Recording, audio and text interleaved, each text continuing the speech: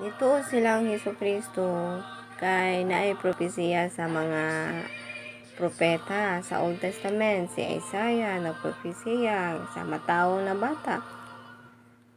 Totoo sila. The Prince of Peace. Totoo sila na Diyos si Jesus tungod sa mga propeta na gipropesiya. Karon natawo na ang bata, nanudlo na ang bata, nanudlo na mao ang bata nga si Jesus. Ang iyang gitudlo, unsa man iyang mga gitudlo, may angay sundon.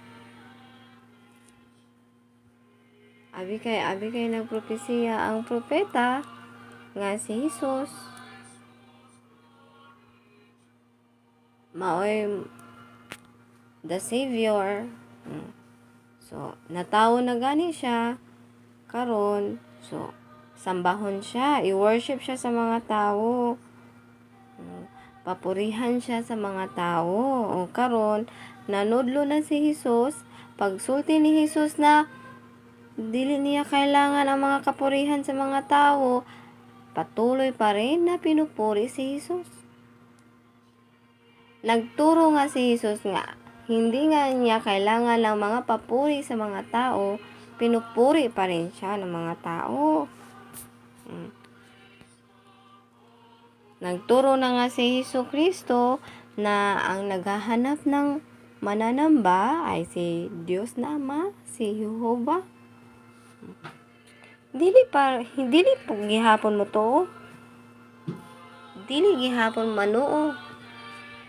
Magsige ra gihapon puri kang Hesus.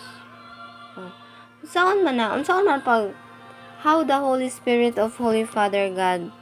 Unsaon man pagduol sa banal na espiritu ng Dios. Kung ang gisabot nila sa Biblia layo ra sa gitudlong Hesus. Unsaon man sa banal na espiritu ng Dios. Paano makalapit ang banal na espiritu ng Dios? Ng Diyos Ama.